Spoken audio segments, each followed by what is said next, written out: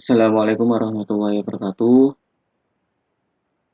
Yang terhormat Bapak Bambang Aryadi serta Ibu Tri Anggraini selaku dosen pengampu mata kuliah seminar dan juga teman-teman sekalian yang saya cintai.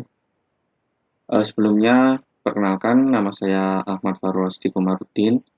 Di sini saya akan memaparkan proposal penelitian saya yang berjudul Pengaruh Kandang Terbuka dan Tertutup terhadap Performance Domba Ekor Tipis.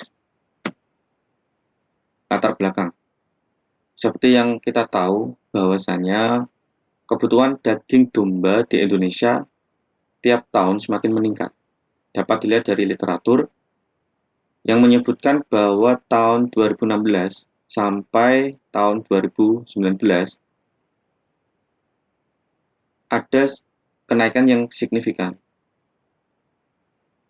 Dan juga populasi domba di Indonesia relatif rendah.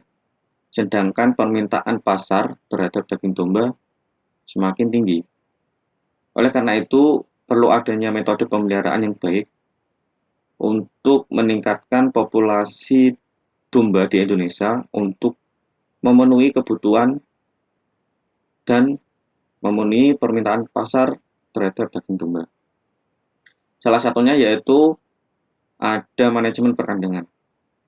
Kualitas kandang dipengaruhi oleh kondisi lingkungan yang ada di kandang tersebut, seperti suhu, sinar matahari, kelembapan, atau kecepatan angin.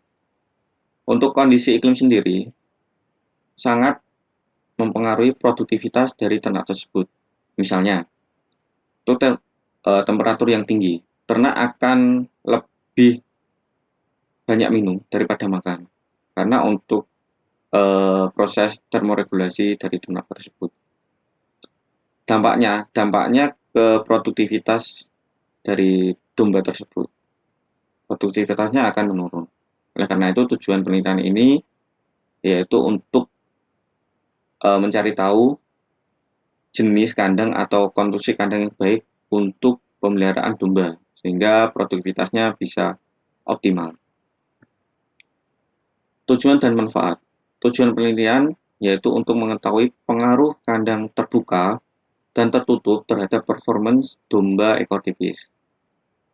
Manfaat penelitian dapat memberikan rekomendasi kepada peternak agar dapat memilih bentuk kandang yang sesuai dengan adaptasi domba ekor tipis di daerah tropis pada umumnya. Selanjutnya ada tinjauan pustaka. Yang pertama ada domba ekor tipis atau DET. Domba ekor tipis merupakan domba lokal Indonesia yang mana memiliki toleransi tinggi terhadap pakan-pakan yang ada di Indonesia dan juga mudah beradaptasi di lingkungan Indonesia. Seperti gambar di PPT, untuk ciri-ciri domba ekor tipis yaitu antara lain memiliki tubuh yang relatif kecil, terus ada corak hitam di sekitar matanya, dan juga yang betina itu tidak mempunyai tanduk, sedangkan yang jantan memiliki tanduk kecil dan melingkar. Selanjutnya ada perkandangan. Untuk pengertian kandang sendiri yaitu bangunan yang digunakan sebagai tempat tinggal ternak. Manfaatnya yaitu untuk melindungi ternak dari gangguan luar seperti panas, hujan, angin, maupun binatang buas atau predator ternak tersebut. Untuk jenis kandangnya, di sini jenis kandang berdasarkan dinding, yaitu ada dua, kandang terbuka dan juga tertutup. Bisa dilihat di gambar. Oke. Selanjutnya ada pertumbuhan bobot badan.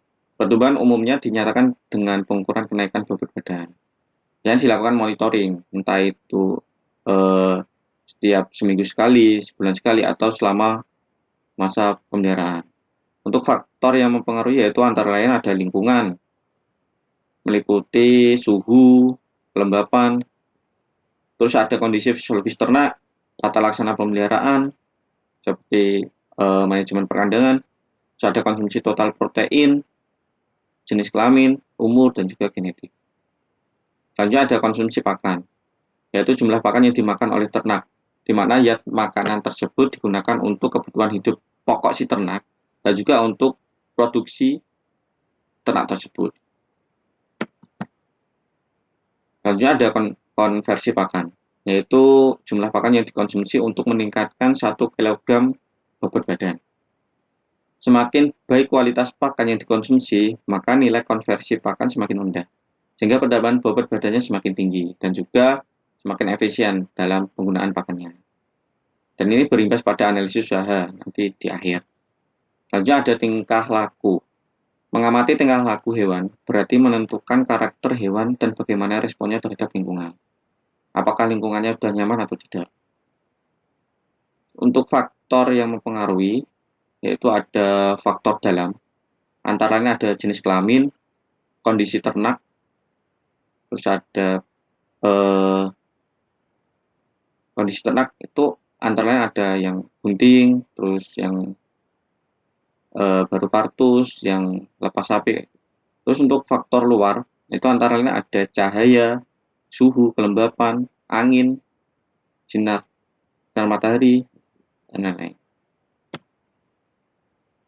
Untuk landasan teori, domba termasuk ternak berdarah panas, sehingga akan berproduksi maksimal jika berada pada lingkungan yang nyaman. Temperatur dan kelembapan udara yang tinggi akan mempengaruhi konsumsi pakan. Kandang merupakan suatu sistem pengatur panas dan kelembapan, sehingga bentuk kandang akan berpengaruh terhadap lingkungan di dalam kandang.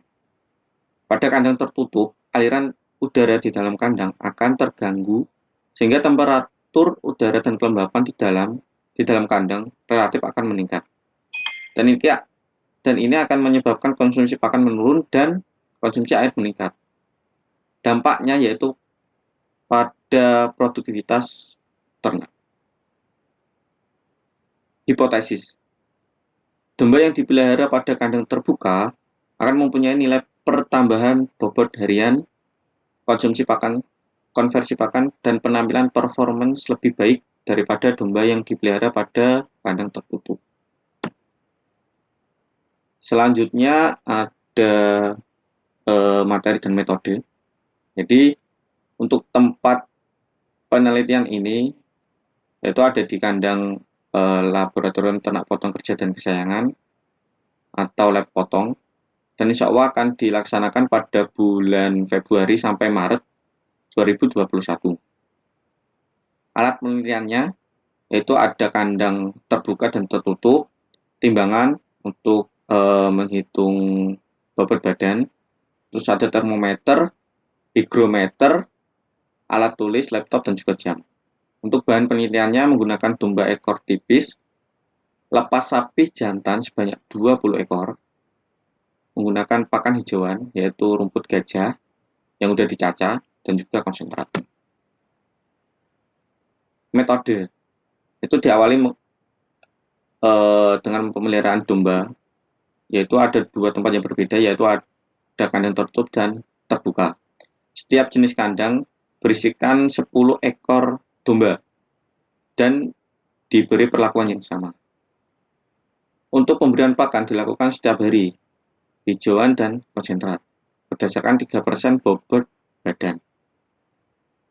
Untuk data yang diambil yaitu ada pertambahan bobot badan, dan itu diambil seminggu sekali. Terus ada konsumsi pakan. Untuk konsumsi pakan di sini dicari dengan rumus yaitu jumlah pakan yang diberikan dikurangi pakan sisa. Jadi hitungan untuk konsumsi pakan ini dihitung setiap harinya sebelum pemberian pakan. Lalu ada penimbangan pakan sisa. Terus ada konversi pakan. Untuk pengambilan data temperatur dan kelembapan lingkungan dilakukan setiap hari, yaitu pagi, siang, sore, dan juga malam. Untuk pengamatan tingkah laku dilakukan di akhir masa pemeliharaan, yang mana data parameter yang diambil yaitu frekuensi makan, lama makan, terus ada frekuensi minum, lama minum, berdiri, berbaring, dan mastikasi. Mungkin cukup itu pemaparan dari proposal saya. Mohon maaf apabila ada kesalahan. Mungkin saya tutup. Terima kasih. Assalamualaikum warahmatullahi wabarakatuh.